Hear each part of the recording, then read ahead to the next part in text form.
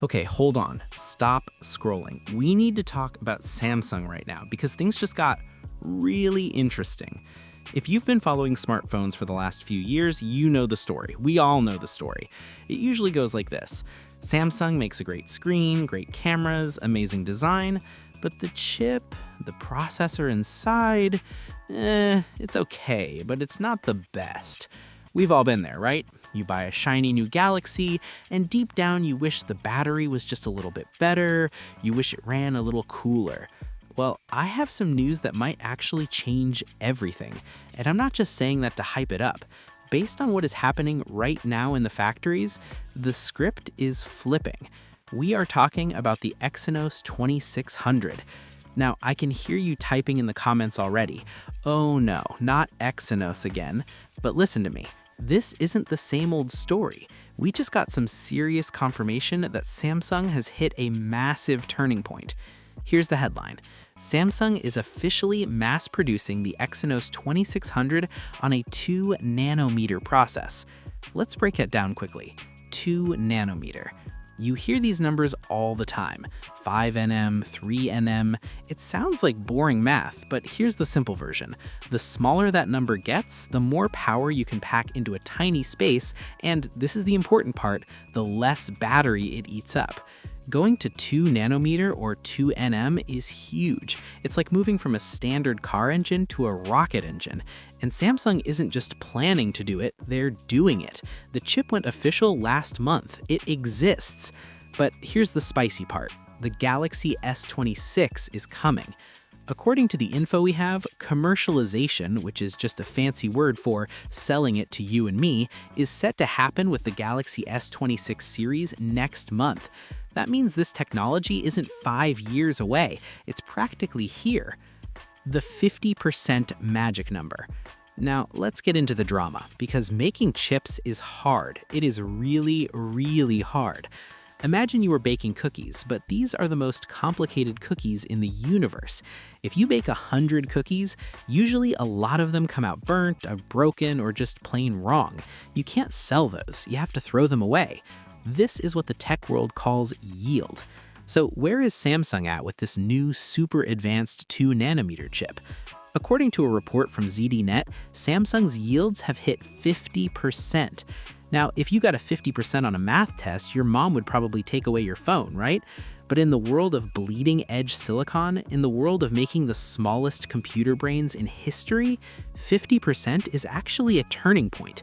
It means for every 2 chips they make, 1 is perfect. Why does this matter to you? Because it signals that Samsung's Foundry comeback is real. For a long time, people thought Samsung was falling too far behind, but hitting 50% on a brand new, super difficult process shows they have figured something out. They are stabilizing, and the report says they're still working to improve that output. It's expected to get better step by step. It might not improve as fast as their biggest rival, TSMC, we'll get to them in a second, but the fact that Samsung is here, right now, with a working 2nm chip ready for the Galaxy S26, that is a big deal. Samsung versus TSMC, the heavyweight fight. Okay, so Samsung is feeling good. They have the Exynos 2600, they're ready for the launch. But we cannot talk about this without talking about the big boss in the room, TSMC. If Samsung is the fighter trying to make a comeback, TSMC is the heavyweight champion. They make the chips for Apple, for Qualcomm, for basically everyone. Here's the situation. TSMC had a huge head start. Their 3nm process gave them a massive edge, and they're already drowning in orders for their own 2nm chips. Apple wants them, Qualcomm wants them, but here's where it gets interesting for Samsung. Even though TSMC is ahead, Samsung is gaining traction. Their version of the 2nm process, they call it SF2P, is catching people's eyes. Samsung has actually signed major deals with big tech companies to use this node. That is the ultimate vote of confidence. Big companies don't spend billions of dollars on a factory that doesn't work. If they're signing deals with Samsung, it means they believe this comeback is real. So, while TSMC is still leading the race, Samsung's move to 2nm is basically their do-or-die moment, and it looks like they're doing it. The future is tiny. TSMC's 1.6nm plans. So, just when you think you understand what's going on, the industry decides to go even faster. So, we just spent all this time talking about 2nm, right? That's the cutting edge. Well, TSMC is like, yeah, 2nm is cool, but have you heard of 1.6nm? This is wild. Reports are saying that TSMC is already looking at a roadmap that includes something called 16A, that stands for 1.6 nanometers, and they're aiming to explore production of this year. Let that sink in. We haven't even got the 2nm phones in our pockets yet. We're literally waiting for the Galaxy S26 next month, and the engineers over at TSMC are already figuring out how to make things even smaller.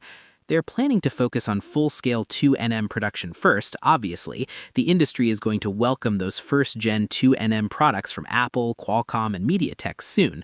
But beyond that, they're looking at N2P, which is an enhanced version of 2nm, and then diving into that crazy 1.6nm territory. It's like a never-ending race. Samsung hits 2nm, and TSMC says, cool, watch this. So let's bring this back to reality. What does this mean when you walk into a store next month to look at the Galaxy S26? It means you might finally get the Samsung phone you've always wanted.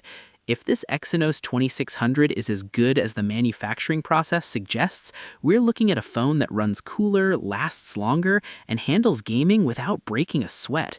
The Exynos curse, that feeling that you are getting a worse chip than the guys in other countries, might finally be broken.